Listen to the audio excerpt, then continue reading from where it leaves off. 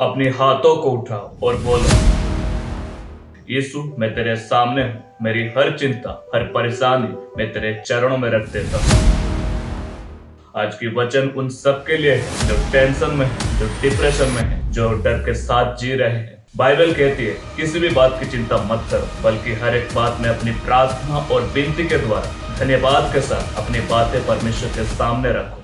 Praise the Lord दोस्तों, चिंता एक इनविजिबल वायरस है जो न सिर्फ मन को तोड़ता है बल्कि आत्मा को भी कमजोर कर देता है। चिंता की वजह से लोग हॉस्पिटल पहुंच जाते हैं, रात भर नींद नहीं आती, रिलेशनशिप खत्म हो जाते हैं और सबसे बड़ी बात, आत्मा आपसे दूर हो जाती है।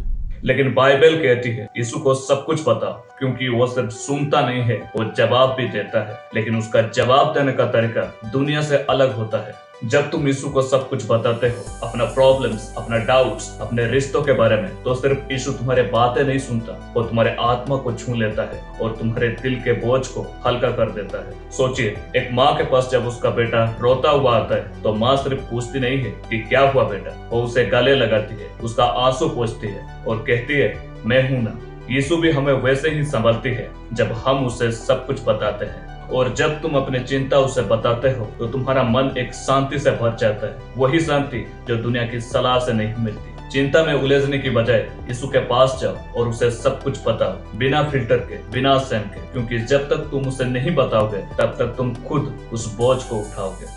यीशु आपसे प्यार करता है, आपकी हर छोटी बड़ी चिंता उसके लिए इम्पोर्टेंट है। वो आज भी चाहता है आप उसके पास आए। कई बार हम सोशल मीडिया में सब कुछ डाल देते हैं, लोगों को सब कुछ बता देते हैं, लेकिन यीशु के सामने हम चुप रहते हैं, जबकि उसका इन्विटेशन आज भी वही है, come to me all you who are weary and burdened, I will give you rest. दुनिया के बोझ में दबे हुए लोग मेरे पास आओ, मैं तुम्हें विश्राम दूंगा। यह कोई साधारण वचन नहीं है, ये यीशु का बुलावा है। वो कहता है जो थके हुए हैं, जो परेशान है, जिनका दिल टूटा हुआ है, वो मेरे पास आए, मैं तुम्हें विश्राम दूंगा।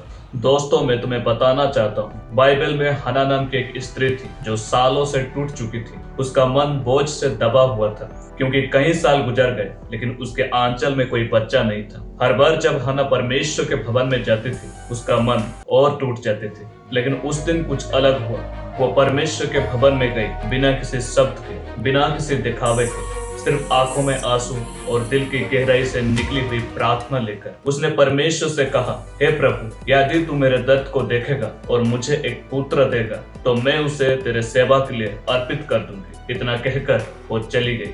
और वहीं से बदलाव शुरू हुआ जब उसने अपना सारा बोझ परमेश्वर के सामने रख दिया। तब बाइबल कहती है हन्ना उदास नहीं रही, दुख वैसे ही थी, परिस्थिति बदली नहीं थी, लेकिन उसकी चेहरे की उदासी गायब हो चुकी थी, क्योंकि उसने अपने सारा बोझ परमेश्वर के सामने रख दिया था। कुछ समय बाद परमेश्वर ने उसे एक बेटा दिया, सामुएल, जो आगे चलकर एक महान नबी बना। यह वही विश्राम है जो परमेश्वर देता है जब हम अपने टूटे दिल, आंसू और चिंता लेकर उसके पास जाते हैं। बाइबल कहती है धन्यवाद के साथ अपने निवेदन परमेश्वर के सामने रखो, यानी जब तुम प्रार्थना करो तो सिर्फ चिंता लेकर मत जाओ, धन्यवाद लेकर जाओ उस परमेश्वर के लिए जो तुम्हारा ख्याल रखता है। धन्यवाद में इतनी ताकत है, वो दिखाता है कि तेरा भरोसा चिंता से बड़ा है। जब तुम कहते हो थैंक यू जीसस, तब आत्मिक दरवाजे खुल जाते हैं। शायद जवाब तुरंत ना मिले, लेकिन तेरे अंदर एक शांति उतरती है, वो शांति जो दुनिया तुम्हें नहीं दे सकती। जब तुम धन्यवाद के साथ परमेश्वर से बात करते हो तो तुम खाली हाथ नहीं लौटते। अब करना क्या है, मैं आपको 5 पॉइंट्स बताता हूँ। नंबर 1, सबसे पहले अपनी चिंता परमेश्वर के सामने रखें। नंबर 2,